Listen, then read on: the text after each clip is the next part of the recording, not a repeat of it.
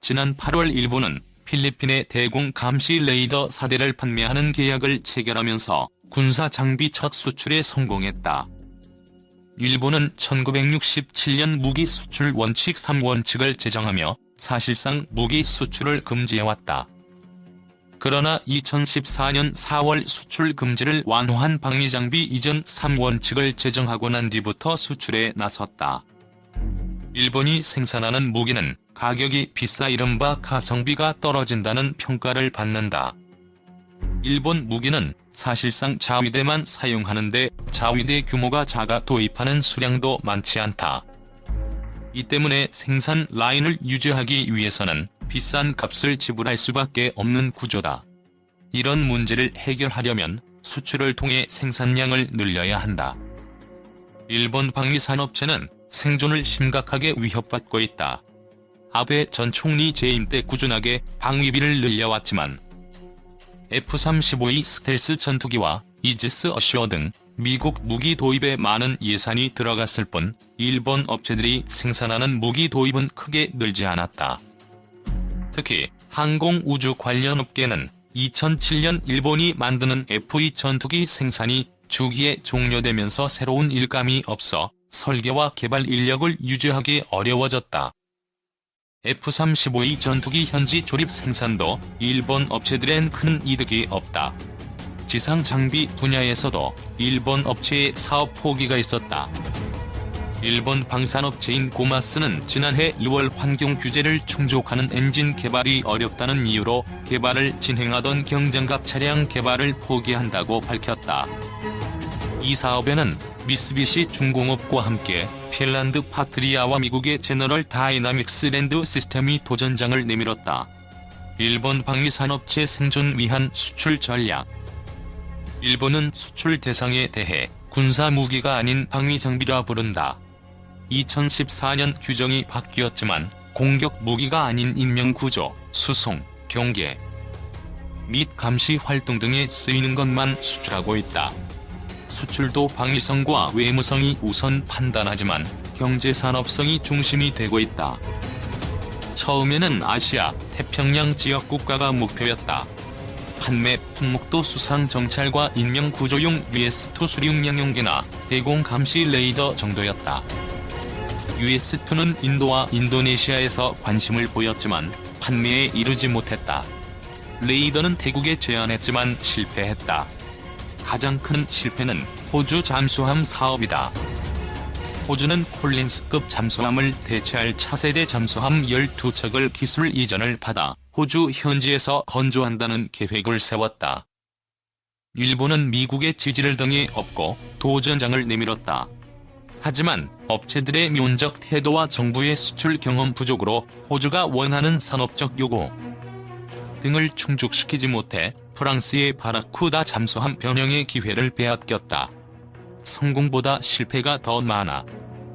일본은 여러 번의 좌절에도 포기하지 않고 퇴역 무기 공여와 공적 개발 원조 등을 동원해 수출을 지원했다. 퇴역 무기 공여의 첫 수혜자는 필리핀으로 일본 해상자위대에서 퇴역한 TC-3 훈련기를 도입해 해상정찰기로 운용하고 있다. 말레이시아는 일본 해상보안청에서 퇴역한 경비함을 받아 운영하고 있다.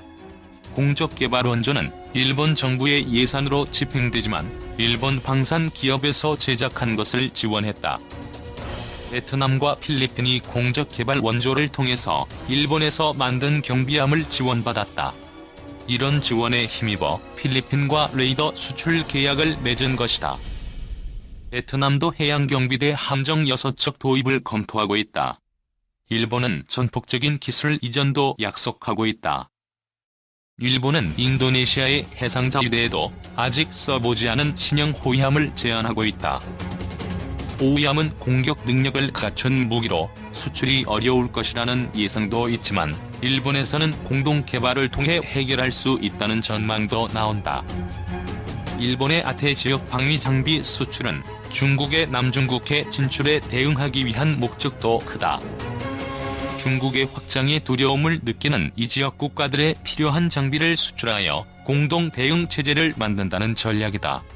미국 첨단 무기 개발에도 참여. 일본은 지지부진한 플랫폼 수출과 달리 선진국과 첨단 기술과 부품을 이용한 공동 개발에서 성과를 내고 있다. 대표적으로 미 해군이 최근 대륙간 탄도미사일 요격에 성공한 방어 미사일인 SM-3 블록 IIA를 들 수 있다. 일본은 여기에 미사일 노즈콘 등을 공급한다. 미국이 개발한 육상 배체형 탄도미사일 방어 체계인 이지스 어쇼에 장착하는 스파이-7 레이더에도 일본 기술이 들어가 있다. 스파이-7은 일본 외에도 캐나다와 스페인의 차기 전투함에 장착된다. 영국과는 장거리 공대공 미사일을 공동 개발하고 있다. 일본이 개발한 AAM-4B의 레이더 탐색기와 유럽 MBDA가 개발한 미티어 미사일을 결합해 개량형인 신형 장거리 미사일을 개발해 F-35 전투기에 탑재할 예정이다. 일본은 JNAAM을 독일과 프랑스 등 미티어 미사일 운용국에 수출하길 희망하고 있다. 일본의 무기 수출은 규모 면에선 이제 걸음마 단계에 불과하다.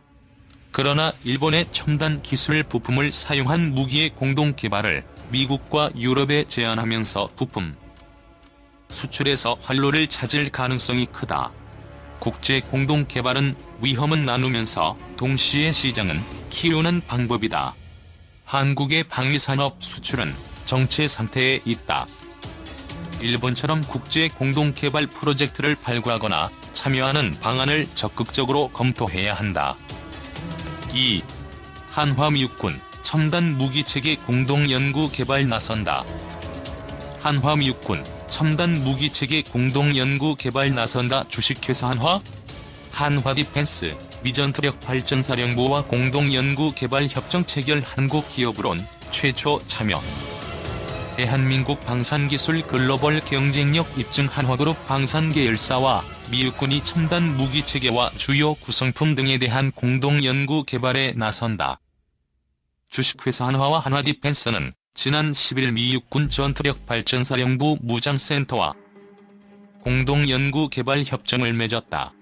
이 협정은 미 정부가 연구기관과 대학, 기업, 국가 간의 공동 연구 개발을 통해 다양한 분야의 기술 이전을 촉진하기 위해 만든 제도로 한국 기업이 미육군과 관련 협정을 체결한 건 이번이 처음이다.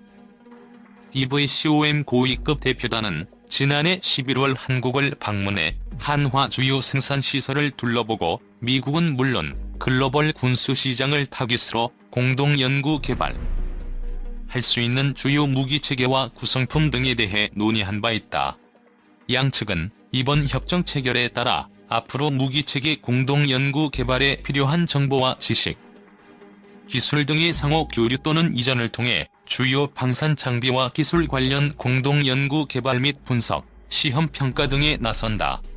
연구 개발 결과에 따라 상용 기술 전환도 가능하다. 이에 따라 앞으로 진행될 공동 연구 개발을 통해 양측은 차세대 무기체계 및 탄약 솔루션 개발의 발판을 마련할 수 있을 것으로 기대하고 있다.